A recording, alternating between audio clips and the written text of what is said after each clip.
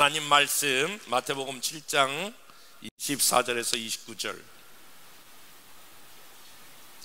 그러므로 누구든지 나의 이 말을 듣고 행하는 자는 그 집을 반석 위에 지은 지혜로운 사람 같으리니 비가 내리고 창수가 나고 바람이 불어 그 집에 부딪히되 무너지지 아니하리니 이는 주추를 반석 위에 놓은 까닭이요 나의 이 말을 듣고 행하지 아니하는 자는 그 집을 모래 위에 지은 어리석은 사람 같으리니 비가 내리고 창수가 나고 바람이 불어 그 집에 부딪힘에 무너져 그 무너짐이 심하니라. 아멘.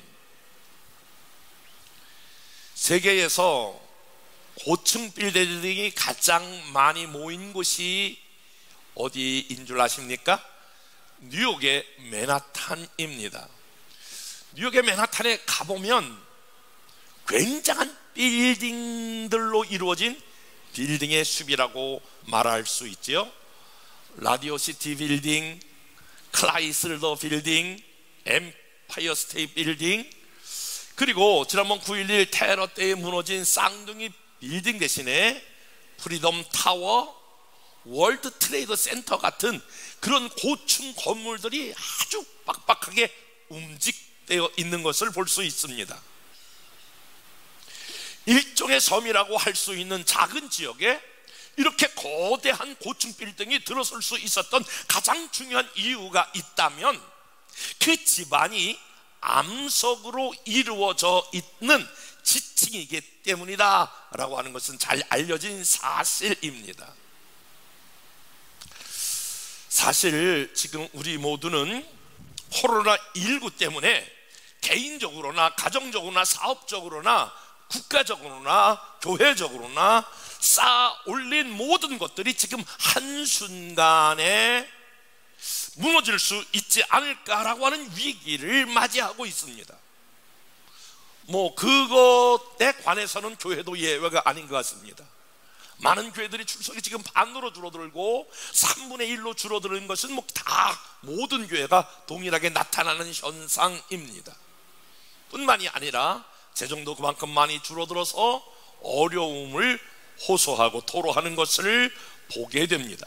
그뿐만이 아니라 지금 계속해서 지금 폭염이 쏟아지어야 될 그러한 계절에 장마로 인하여 많은 곳에서 장마 피해가 우리 중부지방으로부터 시작을 해서 전국적으로 이 피해를 호소하면서 모든 기반이 무너져가고 있는 것을 보게 됩니다. 사실 코로나19와 장마로 인하여 피해를 본 많은 사람들, 그리고 그것을 지켜보고 있는 저와 여러분들도 동일하게 우리의 삶에 지금 이 두 가지의 커다란 파도 때문에 우리의 삶이 기반이 흔들리기도 하고, 또는 그것 때문에 지금까지 쌓아 올랐던 모든 그런 사업이라든지 개인적인 모든 것들이 한순간에 무너져 있는 것을 보게 됩니다. 오늘 예수님은 우리가 이와 같은 위기 때에 무엇이 가장 중요한가를 말씀하시면서 기초가 얼마만큼 중요한가, 기초의 중요성을 가르치기 위하여 주님은 지금 집 짓는 이야기를 하시게 됩니다. 집을 짓게 되는데 사실 어느 사람이 있었는데 두 사람이 있었다. 그런데 그 사람이 집을 짓게 되었다라고 하면서 이제 제자들에게 말씀을 시작하는 거예요. 그런데 한 사람은 이상하게도 모래 위에 집을 지었다. 그리고 또 한 사람은 반석 위에 집을 지었다. 그런데 모래 위에 집을 지은 사람은 결론적으로 그 사람은 어리석은 사람이라고 말하고, 반석 위에 집을 지은 사람은 그 사람은 굉장히 지혜로운 사람이라고 말할 수 있다. 이렇게 쭉 말씀을 마치면서 오늘 읽었던 7장 24절 이렇게 말하거든요. 24절에 보니까 그러므로, 한번 따라서 볼까요? 그러므로. 여기 그러므로라고 하는 말을 다른 말로 바꿔 말한다면 결론적으로 이렇게 말하는 거예요. 여기서 무엇을 결론적으로 말하느냐 보면은 마태복음 5장에서부터 5장, 6장, 7장을 전체적으로 결론적으로 말하는 거예요. 여러분, 마태복음 5장, 6장, 7장을 가리켜서 뭐라고 부를까요? 네. 제가 질문하는 거예요. 네, 산상수훈이라고 말하죠. 산상수훈, 산상보훈. 그러니까 예수님께서 쭉 계셨을 때에 전했던 말씀 중에서 가장 핵심적인 말씀, 가장 중요한 말씀이 마태복음 5장, 6장, 7장에서 산상보훈 이렇게 말할 정도로 아주 보배로운 말씀들로 가득 차 있다는 거예요. 그런데 그 모든 말씀을 마태복음 5장 심령이 강한 자는 복이 있나니 이렇게 시작하는 마태복음 5장부터 시작을 해서 오늘 7장을 결론 내는 거예요.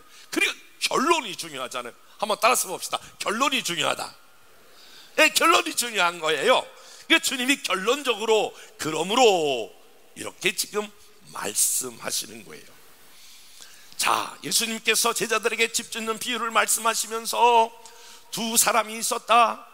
두 사람이 집을 지었는데 그 집을 지은 사람 두 사람이 공통점이 있다는 거예요. 모래 위에 집을 지은 사람이나 그리고 반석 위에 집을 지은 사람이나 어리석은 사람이나 지혜로운 사람이나 이 사람의 공통점이 있는데 이 모든 공통점은 뭐냐면 집을 지었다는 거예요. 그러면 집은 무엇을 상징하냐면 집은 사치품이 아니라 있어도 되고 없어도 되고 그런 하나의 옵션이 아니라 집은 우리가 살아가는 데 있어서 필수적인 필수품이다 라고 하는 거예요. 자, 주님이 과연 건축업을 지금 우리에게 소개하려고 하는 것이 아니라 이 비유로 말씀하시는데 집을 짓는다 라고 하는 말은 지금 다른 말로 말하면 신앙생활 하는 것과 지금 비유에서 말씀하는 거예요. 신앙생활 하는 사람들은 두 종류 사람이 있다. 모래 위에 신앙생활을 쌓는 사람이 있고 반석 위에 신앙생활 쌓는 사람이 있고, 결론적으로 말해볼게요. 어리석게 신앙생활 하는 사람이 있고 그리고 지혜롭게 신앙생활 하는 두 종류의 사람이 있다라고 하는 것을 지금 집 짓는 비유로 말씀하고 있는데 공통점이 뭐라고요? 모두가 다 사치품으로 짓는 것이 아니라 필수품으로 짓는다라고 하는 거예요. 신앙생활도 어떤 사람은 그냥 주일이니까 교회에 이렇게 오는 분들도 있겠죠. 제가 이 말씀을 준비하면서 오래전에 이 일이 생각났어요. 학생들을 제가 가르쳤던 때가 있었거든요. 그 전에 학생들 가르쳤을 때에는 학생들이 처음에 오면 학생 신상 카드라고 하는 거를 써요. 지금 여러분들은 다 교회 오시면 이렇게 오늘 새 가족이 누가 왔습니다. 그거를 중심으로 해서 뭐가 되냐면 교족 카드라고 하는 게 이렇게 정리가 되는데, 신상 카드에 여러 가지 이름을 쓰는 데도 있고 주소를 쓰는 데도 있고 본적을 쓰는 데도 있고 전화번호 쭉 쓰는데 마지막 취미란이 있어요. 근데 어느 학생이 취미란에 새로 왔는데 취미란에 기독교 이렇게 쓴 거예요. 제가 그걸 보고 웃었어요. 아, 이 학생은 취미가 기독교로구나. 그런데 종종 목회하면서 이 생각이 나는 거예요. 취미 정도에 지나지 않는 기독교. 취미라고 하는 것은 바뀔 수도 있고 이렇게 할 수도 있고 저렇게 할 수도 있는 게 취미이지 않습니까? 오늘날 많은 사람이 신앙생활 하는 데 있어서 내일은 내가 쇼핑을 간다, 내일은 내가 누구를 만난다, 여러 가지 일 중에 하나인 그렇게 옵션으로 신앙생활 하는 분들이 있다라고 하는 거예요. 신앙생활이 절대적인 사람이 있는가 하면 신앙생활이 어떻게 취미 정도의 그냥 내가 여러 가지 일 중에 하나의 그러한 행위로서 신앙생활 하는 사람이 있다라고 하는 거예요. 사실 오늘 이 사람에게서 집을 짓는다라고 하는 말은, 이 집을 지었다라고 하는 말은 이 모두가 다 필수적인 것처럼, 사랑하는 여러분, 여러분들이 하나님을 믿는 행위 신앙생활이 여러분에게 여러 가지 중에 하나입니까? 여러분은 신앙생활을 필수라고 생각하십니까? 신앙생활 이거 하지 않으면 안 된다라고 하는 절대적인 의식이 있습니까? 아니면 신앙생활 하는 것이 그냥 이것도 할 수도 있고 저거 할 수 있고 여러 종교를 택할 수 중에 한 종교를 여러분들은 택하셨다라고 생각하시냐, 그런 말입니다. 성경은 분명하게 우리에게 경고하여 말하고 있습니다. 너희가 나를 떠나서는 아무것도 할 수 없느니라. 그러므로 내가 여러 종교 중에 하나가 아니라 여러 가지 행위 중에 하나가 여러분 오늘 교회 나온 것이 아니라, 여러분은 하나님 앞에 나오지 않으면, 하나님과 관계를 맺지 아니하면 살 수 없는 존재로 하나님이 그렇게 만들었고, 그 말씀이 결코 너희가 나를 떠나서는 열매를 맺을 수 없다라고 하는 것이 하나님께서 오늘 이 비유를 통해서 주님이 말씀하시는 내용입니다. 두 번째로, 이 지금 어리석은 사람이나 모래 위에 집을 지은 사람이나 반석 위에 집을 지은 지혜로운 사람이나 공통점 하나가 있는데, 집이 나름대로 완성되었다라고 하는 거예요. 어쩌면 같은 건축가가 설계했고, 어쩌면 같은 공사하는 사람이 이 두 집을 다 지었을 가능성이 있습니다. 보세요. 외관상으로는 아무런 문제가 없어요. 디자인이 다 똑같아요. 크기가 다 똑같아요. 거기에 썼던 내부적인 자재가 다 똑같아요. 외부적인 자재가 다 똑같아요. 오늘 지혜로운 사람이나 오늘 어리석은 사람이나 보았을 때의 신앙생활도 마찬가지라 그런 말이에요. 외관성으로 봤을 때는 아무런 것이 표시나지 않아요. 처음 교회 나온 사람이 처음 나왔을 때에 교회 문화에 적응하는 게 대단히 어렵겠지요. 지금 내가 여기서 뭘 해야 될 때라 이렇게 두리번 거리기도 하고, 지금 신앙 고백할 때인가, 그 잘 몰랐던 신앙 고백도 이제 알게 돼요.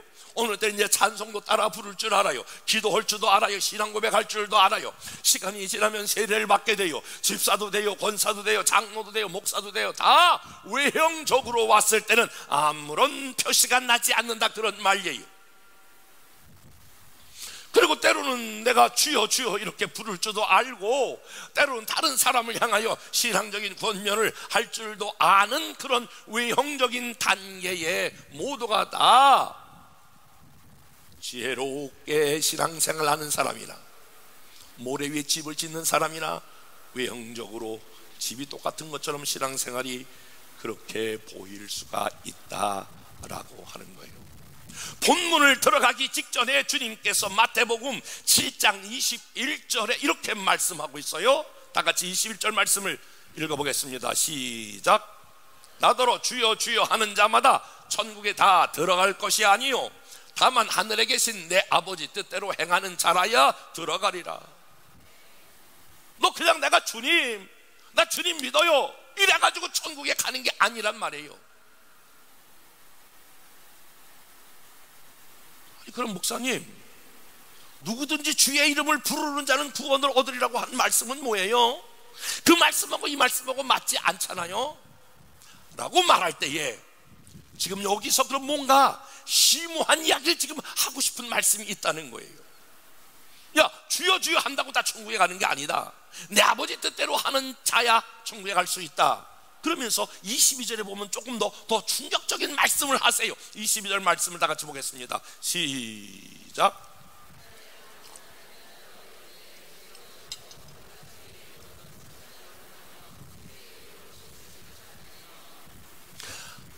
아니 주님, 우리가 주님의 이름으로 아픈 병자도 고쳤습니다. 내가 선지자 노릇 목사 노릇도 다 했습니다. 주님의 이름으로 내가 귀신도 다 쫓아냈습니다. 이렇게 신앙의 능력이 보여지는데도 안 됩니까? 여러분 23절에 보면 조금 더 충격적인 얘기가 나와요. 한번 다 같이 23절 읽어보겠습니다. 시작. 그때 내가 너희를 밝히 말하되 내가 너희를 도무지 알지 못하니 불법을 행하는 자들아 내게서 떠나가라 하리라. 주님 앞에 섰을 때에 그와 같은 모든 결론이 있어도 불법을 행하는 자들아 내게서 떠나가라. 내가 너희를 도무지 알지 못한다 라고 하는 거예요. 자, 이 세 절이 우리에게 주는 메시지가 무엇입니까? 오늘 이 말씀을 통해서 오늘 저와 여러분들이 어떤 말씀을 들으셔야 합니까? 신앙생활은 집을 짓는 거와 마찬가지인데, 외형적으로 아무리 그럴듯한 찬송을 부르고 기도하고 예배하고 어떤 직분을 갖고 가장 비상적이고 보여지는 그러한 것들이 전부가 다 아니다라고 하는 얘기를 지금 하고 있는 거예요. 이 모든 것들이 잘못하면 사상 누각이 될 수 있다라고 하는 말씀을 하고 있는 거예요. 그렇다면 이 두 집의 차이점이 무엇인가? 사랑하는 여러분, 다른 사람들이 볼 때 모두가 다 비슷해 보이고 똑같은 그런 집일지라도, 똑같은 신앙생활일지라도, 오늘 주님은 너희들의 신앙생활은 달라야 한다 라고 하는, 지금부터 하려고 하는 메시지가 중요한 말씀이다라고 하는 거예요. 본질적으로 이 모래 위에 세운 집이나 반석 위에 세운 집이나 어리석은 자나 지혜로운 자나 공통점이 있다면 차이점이 있는데, 그 차이점은 무엇인가라고 하는 거예요. 먼저 이 두 집을 짓는 과정에 들였던 노력의 차이가 있다라고 하는 것을 주님이 강조하는 거예요. 모래 위에 세운 집, 반석 위에 세운 집 다 외형적으로 똑같지만은 기초를 파는 데 있어서 시간이 달랐다라고 하는 말이에요. 모래 위에 세운 집은 기초가 필요할까요? 우리가 건축업자가 아닐지라도 여러분 생각해 보세요. 모래 위에 집을 짓는데 기초를 파야 될 아무런 이유가 없는 거예요. 시간이 빠른 거예요. 그러나 우리가 건축업자가 아닐지라도 여러분, 지금 반석 위에 세운 집은 훨씬 더 많은 시간, 기초를 파는데, 기초를 닦는데 시간이 들였을 것이고 노력했을 것이고 거기 땀이 들어갈 수 있었다라고 하는 거예요. 지금 모래 위에 집을 다 지은 사람이 있어요. 그런데 아직도 이쪽은 기초를 파고 있네. 그러면 이 사람이 뭐라고 얘기하고, 야, 너 왜 그렇게 어리석게 오랫동안 집을 짓냐? 너 그렇게 어리석게 뭐 많은 시간을 거기 투자하고 있냐? 라고 하면서 아마 이렇게 시간을 많이 투자하고 있는 이곳을 향하여 그런 이야기들을 하면서 비난하고 있지는 않을까요? 그런데 주님께서 지금 무엇을 이야기하려고 하냐면 기초가 얼마나 중요한가라고 하는 것을 말씀하고 있는 것입니다. 반석 위에 세워지는 집, 거기는 시간이 들어가고 에너지가 들어가지만 그것이 얼마나 중요한가? 누가복음 6장 48절은 우리들에게 이와 같이 설명하고 있어요. 다 같이 읽어보겠습니다. 시작. 집을 짓되 깊이 파고 주초를 반석 위에 놓은 사람과 같으니 큰 물이 나서 탕류가 그 집이 부딪히되 잘 지었기 때문에 능히 요동치 못하게 하였거니와, 집을 짓되 깊이 파고 주초를 반석 위에 놓은 사람과 같으니. 그러니까 저와 여러분들이 집을 짓는다는 것, 신앙생활 한다는 것, 중요한 것은 따라서 봅시다. 기초를 튼튼히 하자. 옆에 사람과 기초를 튼튼히 합시다. 기초가 뭔가는 좀 더 나중에 설명하겠습니다만은, 여러분 교회에 나왔습니다. 세월이 흘렀습니다. 예배할 줄 압니다. 찬송 부를 줄 압니다. 어떤 직분을 맡았습니다. 그러나 중요한 것은 나는 당신에게 기초가 튼튼히 서 있는가? 이 문제를 지금 질문하고 있는 거예요. 여러분이 직분이 뭐냐? 교회 경력이 무엇이냐? 여러분이 맡고 있는 것이 무엇이냐? 여러분들이 행한 결과가 무엇이냐? 이렇게 보여지고 비상적인 걸 묻는 것이 아니라, 여러분들은, 당신은, 주님은 지금 이렇게 말하고 있는 거예요. 정말 당신은 기초를 튼튼히 타고 있는가?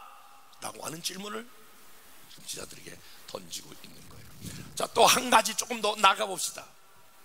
이 두 집이 아까 공통점을 말했다면 차이점이, 시간이 더 많은, 기초를 닦는 사람이, 반석 위에 지은 사람이 시간이 많이 걸렸던 것과 동시에 차이점이 있는데, 이 차이점은 바로 무엇이냐면 시련을 잘 견뎌낼 수 있느냐라고 하는 것입니다. 오늘 25절에 보니까 비가 내리고 창수가 나고 바람이 불어 그 집에 부딪힘에 무너지지 아니하리라. 여러분, 참 홍수가 지리하다라고 하는 표현이 맞을 정도로 계속해서 올해는 이렇게 홍수가 지리하게 참 끊임없이 진행되고 있는 것 같습니다.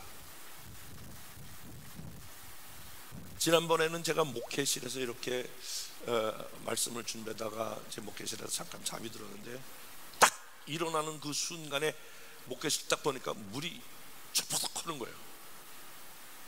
깜짝 놀래가지고 보니까, 불을 켜서 보니까 물이 쫙 고여오는 거예요. 목회실 저 안쪽으로 비가 계속 쏟아지더라고요. 어디서 막혔는지. 그래서 그날 2시에 일어나서 제가 물 붓다가 새벽기도 왔어요.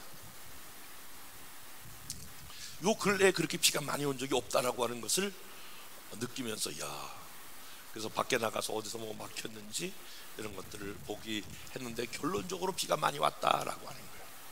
여러분, 여기서 오늘 나타나는 25절에 비가 내리고 창수, 홍수가 나고 바람이 불고, 이것은 전부 다 무엇을 의미하냐면 우리 인생에 있어서 어려움과 역경을 의미해요. 사랑하는 여러분, 모래 위에 집을 지은 사람, 모래 위에 신앙을 생활하는 사람, 어리석은 사람이라고 말했죠. 반석 위에 집을 지은 사람, 지혜로운 사람이라고 말했죠. 그런데 그때 평상시는 아무런 문제가 없어요. 다 보기엔 피상적으로 마찬가지예요. 신앙생활도 지금은 다 마찬가지예요. 이렇게 볼 때는 다 신앙생활 잘하는 거가 아무런 문제가 없는 것 같아요.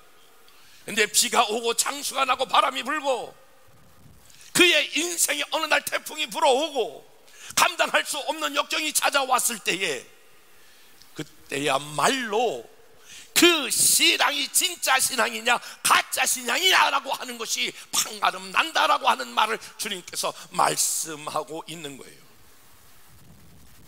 제가 조금 서론적으로도 말씀을 드렸습니다만, 코로나19 때문에 사실은 한국의 교인들 3분의 1이 줄어들었어요. 많은 데는 50%가 줄어들었어요. 어떤 사람은 역경 앞에 있을 때의 신앙을 포기하는 사람이 있어요. 지금 이 코로나19가 지리하게 가는데 나는 여러분에게 질문하고 싶은 거예요. 저에게도 질문을 던지고 싶은 거예요. 이 코로나19 때에 당신의 신앙의 현주소는 어디에 있는가? 지금까지 잘 믿는다고 했던 그 믿음의 현주소는 무엇인가? 당신은 과연 무엇을 믿고 있는가? 이 믿음이 이 어려울 때 어떻게 작동되고 있는가? 과연 이 어려움 때에 여러분의 믿음은 이 어려움에 어떻게 반응하고 있는가? 우리 열방교회는 어려움이 찾아왔을 때 성도들이 이 어려움을 어떻게 반응하고 있는가? 저는 초미의 관심이 아닐 수 없어요. 오늘 예배 시작할 때도 우리가 이종실 권사님을 위해서 같이 기도했습니다. 동성으로. 저는 정말 이번 한 주간 동안에 기도원에 올라가서 기도하면서 이 목사의 무기력과 무능력을 바라보면서 가슴을 쳤어요. 아무 힘이 되지 못하는 목사, 아무 도움을 줄 수 없는 목사, 이런 목사가 필요할까? 나는 과연 목사라고 하는 타이틀을 갖고 있으면서 열방교회 담임 목사의 그 직임이 가능한가? 나는 왜 이 자리에 섰는가? 나는 왜 목사여야 하는가? 성도가 저렇게 아파 고통당하는데 나는 과연 무엇을 할 수 있단 말인가? 수없이 많은 시간 회개와 통안의 눈물을 흘리며 회개의 시간을 보내고, 그래도 하나님 긍휼을 베풀어 주세요. 그리고 내려와서 이종실 권사님에게 전화를 드렸습니다. 바로 전화를 받을 수 없기 때문에 그의 따님에게 전화를 드려서 먼저 카톡으로 보냈습니다. 자매님, 제가 엄마하고 통화를 하고 싶은데, 엄마하고 통화해서 내가 전화로 기도해드리고 싶은데 그럴 수 있는지를 여쭈어 주십시오. 자매님이 답이 왔습니다. 목사님 기도해 주신다니 무슨 여한이 있겠습니까? 무슨 다른 말이 필요하겠습니까? 제가 들어가서 엄마 바꿔드릴 수 있도록 하겠습니다. 통화를 시도했습니다. 멋진 호흡을 몰아쉬면서 첫 번째 질문이, 내가 먼저 기도하려고 하고 질문해야 되는데 먼저 질문이, 목사님 보식이 중요한데 보식 잘하셔야 될 터인데 괜찮으세요? 저희 아이들 집을 물어보면서 어떻게 됐어요? 그리고 저는 괜찮아요 목사님. 그래요 권사님, 목소리 들으니까 반가워요. 제가 그래도 기도해 드릴게요. 기도하면서 그도 울고 나도 울고 전화를 마쳤어요. 그리고 몇 번의 통화를, 어젯밤에도 제가 전화를 같이 드리면서 같이 기도했어요. 그러면서 제 마음에 드는 것은 바로 무엇이냐면, 이 역경과 비바람과 환난 가운데 우리 이종실 권사님의 믿음은 아직도 살아있구나. 그 믿음은 빛을 발하고 있구나. 사람이 어렵고 힘들고 내 마음이 고통스러운 자기 자신을 생각해야 되는데 어떻게 먼저 주의 종의 건강을 생각하면서 보식이 중요하다는데요 목사님, 이렇게 말할 수 있을까? 어떻게 교인들이 안부를 물으면서 괜찮냐고 이런 물음을 할 수 있을까? 그렇게 할 수 있었던 그 마음을 누가 주시는 것일까? 그 믿음의 기초는 무엇일까? 라고 하는 것을 생각하지 않을 수 없었습니다. 여러분, 보석감별사라고 하는 직업이 있는데요, 보석감별사가 다이아몬드를 감별할 때에 다이아몬드가 이게 진짜냐 가짜냐를 분별할 때에 다이아몬드를 물속에 넣는 순간 가짜는 빛을 잃어버린다는 거예요.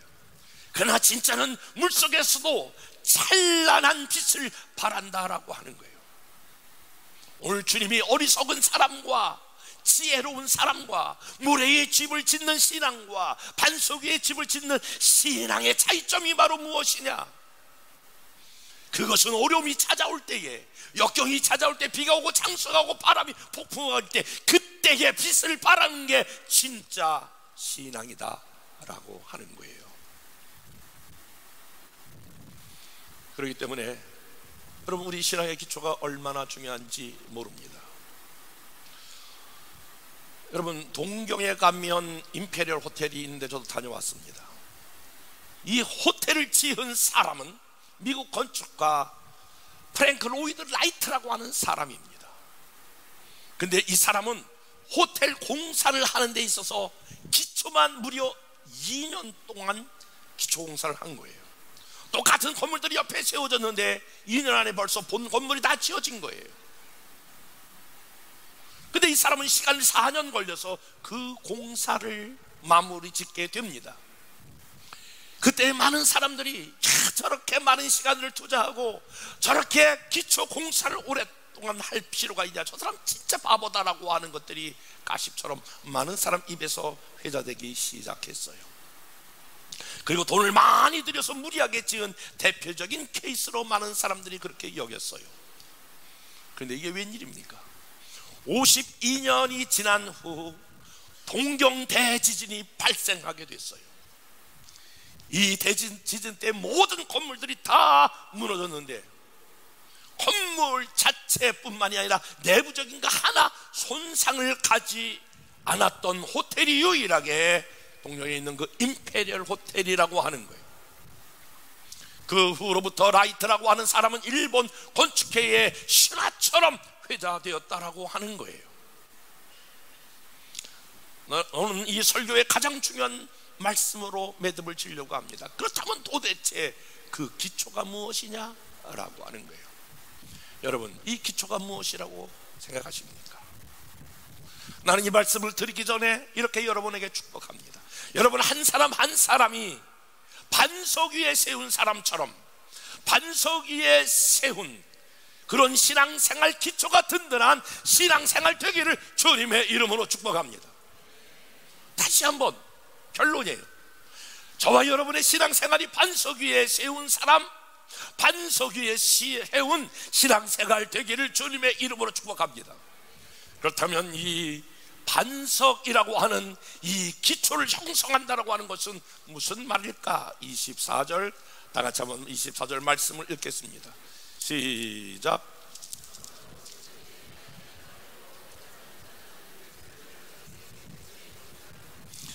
이 말씀이 중요하기 때문에 한 번만 더 같이 읽어보실까요? 시작. 그러므로 누구든지 나의 이 말을 듣고 행하는 자는 그 집을 반석 위에 지은 지혜로운 사람 같으리니. 자, 오늘 이 말씀 중에 여러분 혹시 감을 잡으셨을지 모르겠지만 중요한 동사 두 개가 나와요. 하나는 이 말을 듣고, 그리고 행하는 자는 그 집을 반석 위에 지은 지혜로운 사람 같으리니. 그러니까 반석 위에 지은 집, 반석 위에 세운 신앙생활은 말을 듣고 행하는 자라고 하는 말이에요. 첫 번째가 하나님의 말씀을 듣는 자라고 하는 말이에요. 두 번째는 하나님의 말씀을 행하는 자, 이 사람이 뭐냐? 반석 위에 세운 신앙이다라고 하는 말이에요. 나는 여러분의 삶 가운데 하나님 말씀 듣는 시간이 많아지기를 주님의 이름을 축복합니다. 아무리 코로나19가 횡행해도 저와 여러분들이 하나님 말씀 듣는 시간에 더 많은 시간을 내셔야 합니다. 그래야 여러분의 신앙의 기초가 단단하고 비바람이 왔을 때 끄떡없이 그것을 이겨나갈 만한 힘과 능력을 갖게 되는 줄로 믿습니다. 아이, 목사님, 나 아무 때나 유튜브로 많이 말씀 들어요. 아이, 목사님, 나 항상 늘 극동방송 키고 다녀요. 그런 분들에게 여러분에게 말씀드려요. 오늘 주님께서 반석 위에 집을 지었다라고 하는 말은 듣는 것에 끝나지 않는다라고 하는 거예요. 여기서 더 강조점은 뭐냐면은, 듣는 것보다 더 중요한 것은 뭐냐면 행하는 자입니다. 주님이 강조하려고 하는 것은 듣고, 잘 듣는 사람이 반석 위에 세운 사람이다, 이렇게 말씀하지 않는단 말이에요. 하나님 말씀을 많이 듣고 많이 공부한 사람이 반석 위에 세운 사람이 아니다라고 하는 걸 강조하고 있단 말이에요. 하나님의 말씀을 듣고 연결고리가 있는 거죠. 행하는 자, 이렇게 돼 있어요. 들음의 중요성을 강조한 나머지 그걸로 끝나는 것이 아니라 그것만 가지고는 기독교의 신앙을 형성할 수 없다는 거예요. 따라서 해봅시다. 듣고 행하는 자. 다시 얘기해 볼게요.